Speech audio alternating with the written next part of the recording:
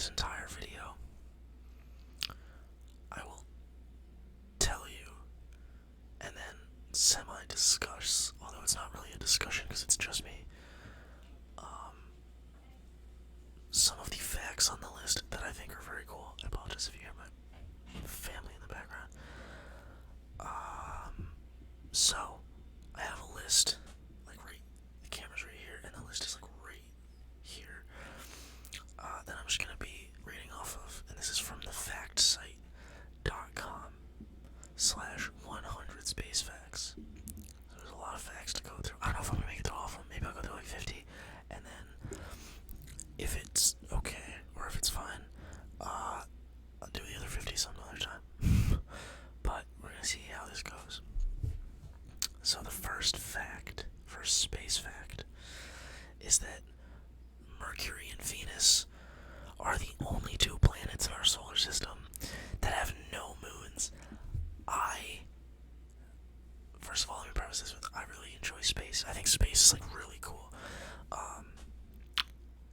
This though, I did not know. I actually didn't know that Mercury and Venus don't have any moons. I know, like, obviously Jupiter, I think, has the most, which is like 50 something, or maybe more, maybe less. I don't know. But like, like moons like Io and Titan and stuff like that, which are like the most popular. And then obviously, we have our moon.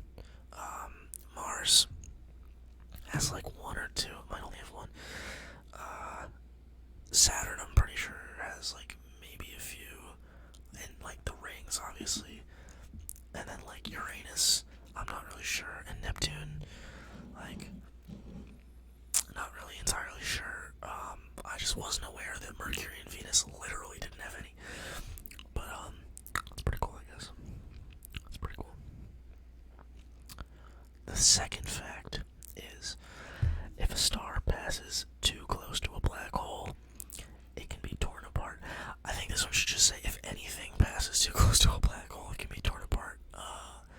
Because black holes, obviously, ridiculously dangerous and kind of weird to think about, like, just a ball, just a straight ball of just mass that is so dense that the gravitational pull is just so great that, like, light just physically cannot even escape it. Like, the fastest thing in the, light, like the fastest, or one of the fastest things in the universe, can physically just not get out of its gravitational pull because it's so strong, which is insane.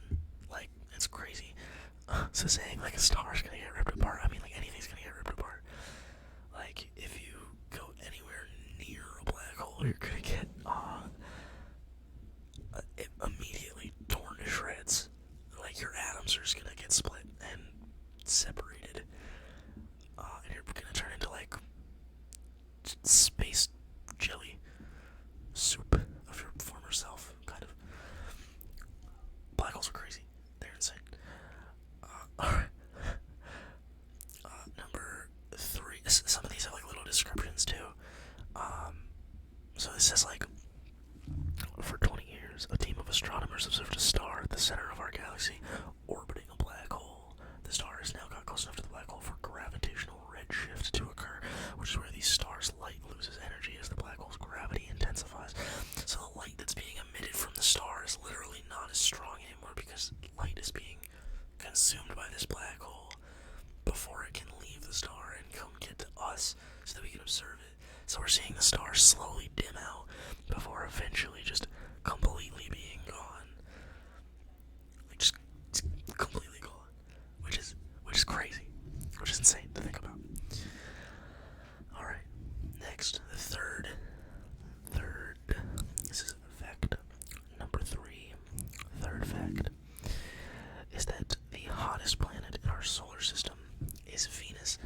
This one's actually not, like, shocking, just because I think this is something that a lot of people learn in school, is that Venus is, like, the hottest planet. I think it's mainly because the atmosphere is the problem, I think. Like, it traps in the heat and doesn't let it escape. A lot of people think it's Mercury because it's closest to the sun, which, like, would make sense. But Venus Venus is just immensely hotter, I guess. Let's see what the little description says. Yeah, so it literally says most people think that this would be Mercury as it's the closest planet to the sun. Venus has a lot of gases in its atmosphere, which creates a greenhouse effect that causes a constant temperature of 864 degrees Fahrenheit, 462 degrees Celsius, everywhere on the planet's surface. Everywhere. It's always like 900 degrees Fahrenheit, 460 degrees Celsius. That's ridiculous. That's insane. Like ridiculously hot. So I wonder how hot Mercury is now that it talks about that. But I'm not sure. I apologize. If you can hear the vacuum, I don't know if you can, but there's like I say vacuum. It's like a Roomba.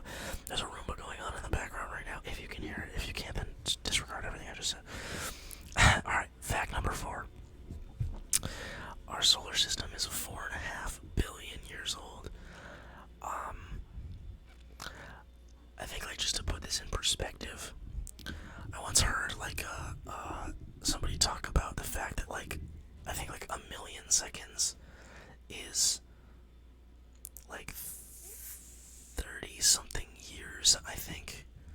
Like, actually, you know what? Let me look this. I literally have it. Maybe this would be like some good keyboard sounds if you can hear it. I don't know if you'll be able to hear it, but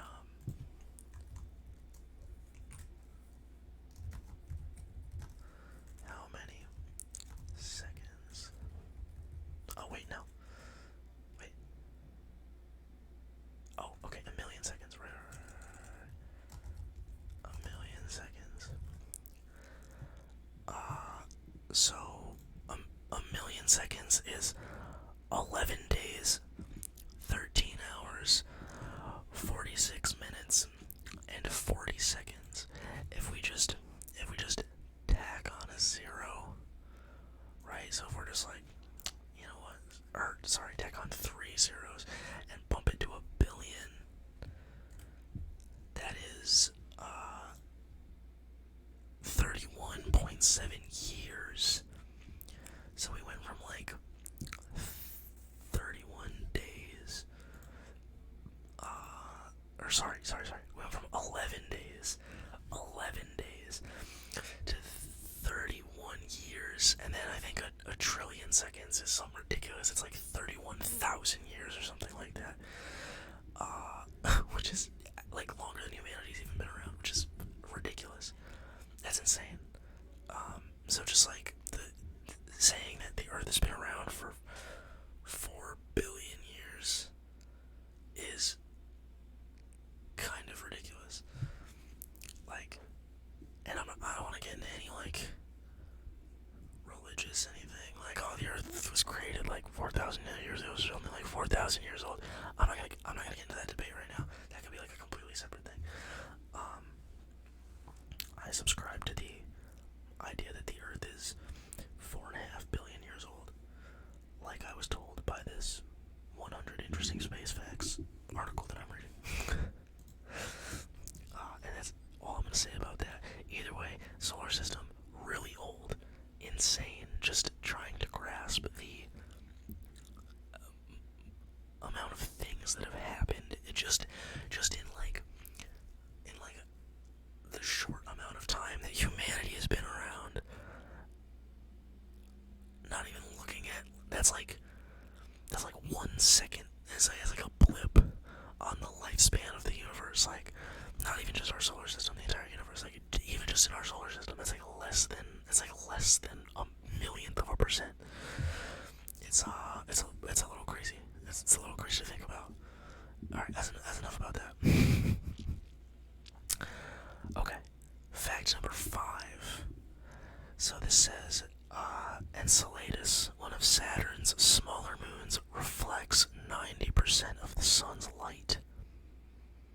So that thing must be bright, like really bright, because the sun shines like ridiculously bright, and so if you're taking like I wonder how much light like the Earth absorbs. absorbs, or how much like we, just naturally absorb. But to be reflecting like 90% of it is kind of crazy. The little description says, because Enceladus's icy surface reflects sunlight rather than absorbing it, temperatures reach as low as negative 394 degrees Fahrenheit or negative 201 degrees Celsius. So this is the opposite spectrum from when we were talking about Venus earlier, and it being ridiculously hot. This moon is ridiculously cold. And yeah, negative 201 degrees Celsius, negative 394 degrees Fahrenheit. That's like a little cold, Like, it's nothing Antarctica can't be, but obviously a joke. Please don't take me seriously. That's ridiculously cold. Like, I'm not sure what the actual, like, vacuum of space counts as, because that's, I know, also just incredibly cold. But, I mean, negative 400 degrees Fahrenheit, negative 200 degrees Celsius, that's a little crazy. That's a little too cold for me. I like winter. I'm a winter guy. But that's too much. It's too cold. It's too cold. Fact number six. The highest mountain discovered in general, like in all of the known universe, the highest mountain that has been discovered is the Olympus Mons. Or maybe it's not the entire universe, maybe it's just in our solar system. Either way, either way.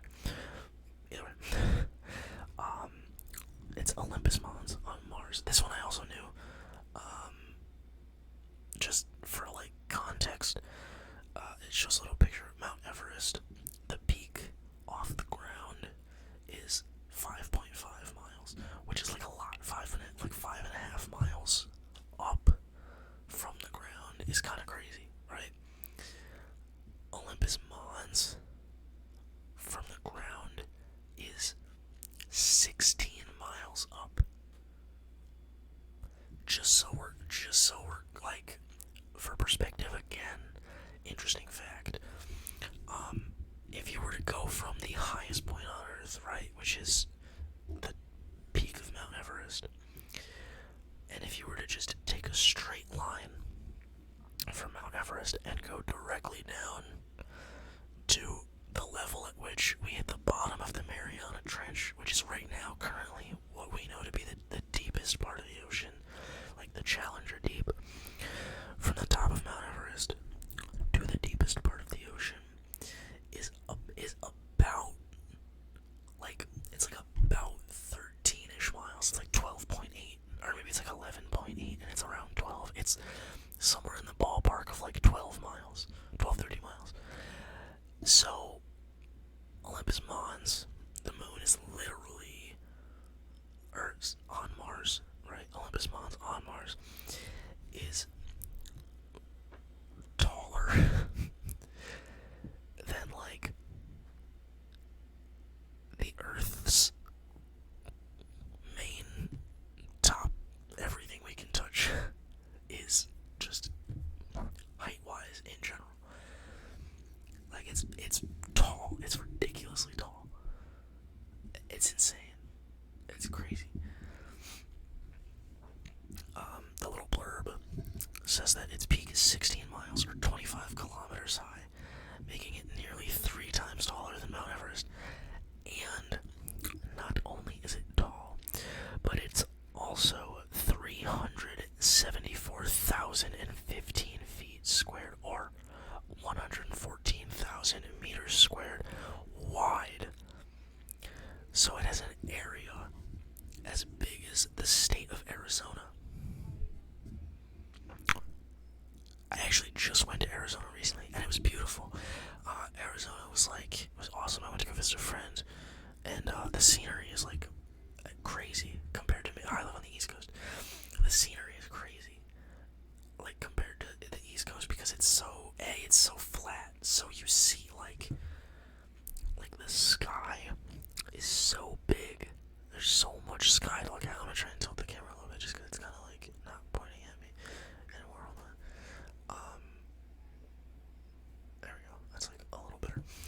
so the sky is just massive. Like it's insane. You can see so much blue. Whereas like here on the East Coast, at least where I'm from, it's like trees, just trees everywhere, or like buildings just everywhere. And when you're in like Arizona or Nevada, it's just desert.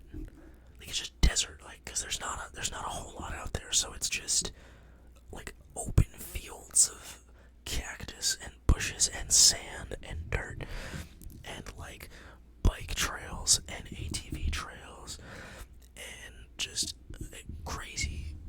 craziness, but it's beautiful. It's awesome. I loved it out there. But yeah, it's a story I could tell some other time. We gotta keep on with the facts. This is fact number 7. Fact number 7. Fact number 7. Fact number 7 is the Whirlpool Galaxy was the first celestial object identified as being spiral. Also, I'm gonna be honest, just with everybody right up front, I'm not like fact checking these to see if they're actual facts. So these could all be completely made up.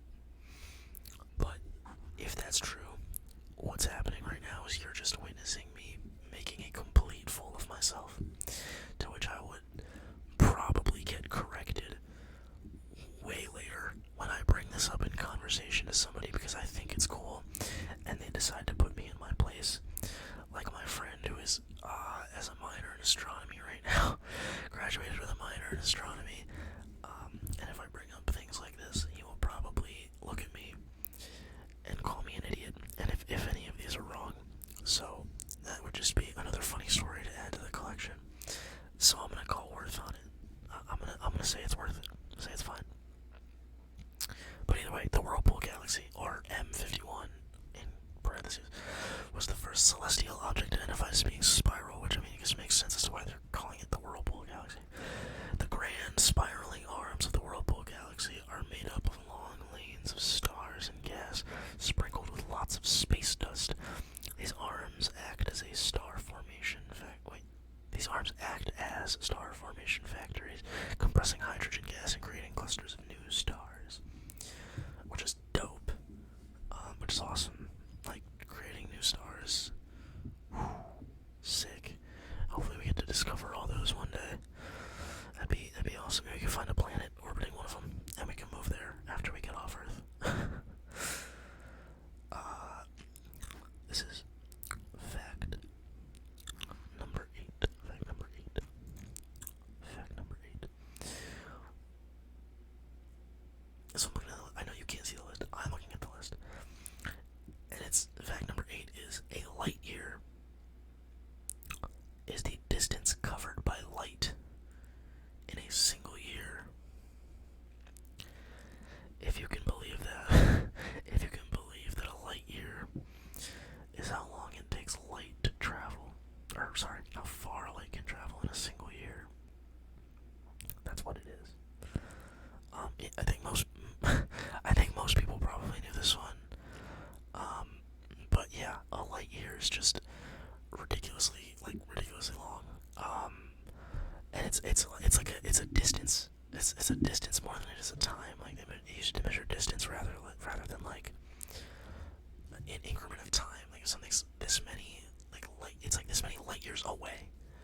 Because and this literally breaks it down. So light, the speed of light is, the velocity of light, because speed is distance over time, and I'm pretty sure velocity is close to being kind of what speed is. I don't really know the exact difference. I took a physics class, but I don't remember. Either way, the velocity of light is about 186,411 miles, or 300,000 kilometers a second. Every second going 186,000 miles. That's a little far. I mean, if you could fly just like straight out from where you're standing or sitting or laying down, hopefully laying down, like falling asleep.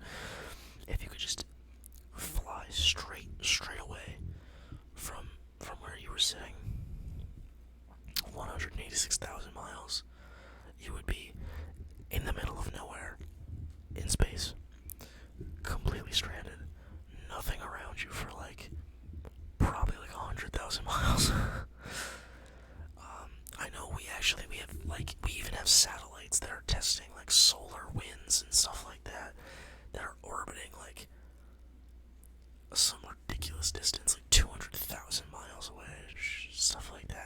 is like,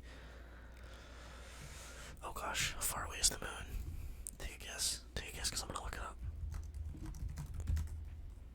How far is the moon? 238,000 miles. Yeah. 238,000 miles. Ridiculous. Ridiculous. Ridiculous. Ridiculous. Ridiculous.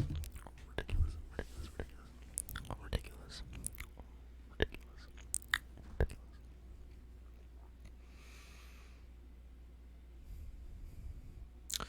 So, I looked it up just because I was curious. The farthest satellite away from Earth right now, apparently, is Voyager 1, which some of you may have known. I did not. I knew Voyager 1 was a satellite. I didn't know that it was the farthest satellite away. But it is at a distance of 22.8 billion kilometers, or 14.1 billion miles from Earth as of May 31st, 2021. The most distant man-made object from Earth is the probe that made successful flybys of Jupiter, Saturn, and Saturn's largest moon, Titan. I said that Jupiter's moon was Titan earlier. I am now going to retract that and realize that Titan is actually Saturn's biggest moon. And the whole space community can laugh at me for getting that wrong. And that's completely fine. Hopefully, if they're watching this, they're asleep by now. Hopefully, you're asleep by now. Either way,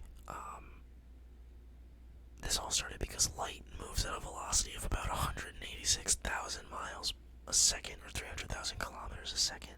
So 1 light year, and this only says it in miles, so I'm not going to attempt to break it down into kilometers. Apologies if you're watching from anywhere that doesn't use miles. 1 light year in miles is roughly, what is that number?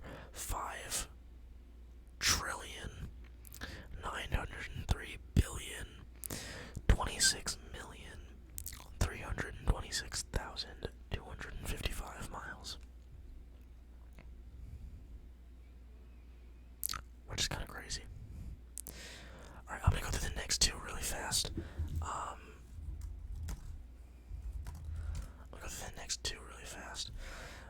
Just because I want to hit, the video's getting kind of long, and I want to hit at least 10. I know I was like, damn, we're probably gonna get through 50. I'm gonna get to 10. Get to 10, and then I'll do another 10 at some other point if people enjoy this video. If you don't enjoy the video, it doesn't matter. That's fine. But yeah, okay, so fact number 9. The Milky Way galaxy is 105,700 light years wide. So, I mean, we just talked about a light year being 5 trillion miles. So that's around 500,000 trillion miles. So, like, 5 quintillion, 50 quadrillion, 5 quintillion miles away, or miles wide. Ridiculous. Just utterly insane. It's ridiculous. It's not. What the heck? This says it would take a modern spacecraft 450 million years to travel to the center of our galaxy, which means you would then need another 450,000 years 450 million years to travel to the back to where we are from the center of our galaxy back to where we're not even on the outside. Like, we're not even the outside edge. If you wanted to go from one edge to the other, it would take you, who even knows how long, you know? And then the last final fact before I close up the video is the sun weighs about 330,000 times more than the Earth, which is a ridiculous amount, and it's about 109 times the diameter, which means that you could put over or around 1.3 million Earths inside of the sun, and the sun is actually so big that it contains 99.85 of all of the mass in our solar system. And this is not something that says on there, just something that I have heard, so I don't know if it's true, but when the sun decides to go, like before the sun eventually explodes, basically, its orbit, or sorry, not its orbit, its diameter is gonna get out to like, I want to say it's like halfway between like Earth and Mars, or like maybe it's Earth and Venus. The sun is basically just gonna expand before it explodes and annihilates everything in the universe, or sorry, in the solar system. It's just gonna expand to like a ridiculous size, like insanely big, like not even comprehendibly big. It's already non-comprehensible how big the sun is, but it's just gonna get ridiculously bigger. And then if it's gonna, I mean, we're gonna be long gone by that point. Either we'll be extinct or we'll be somewhere else. Hopefully, we'll be somewhere else, thriving, you know. But yeah, it's ridiculous. It's insane how large the sun is and how large it's going to get. So 1.3 million Earths. We know how big the Earth is because, oh boy, the Earth is big. But the sun is just that much bigger. And with that, we're gonna call that the final fact. It was the final fact, and I'm gonna close out the video.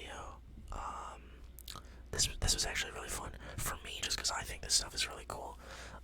If you enjoyed it, let me know in the comments. Drop a like, subscribe if you want to.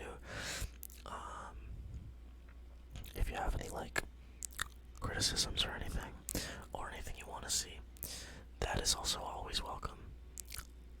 And yeah, I have been T-Ray ASMR. You are amazing. Hopefully you're asleep. Have a good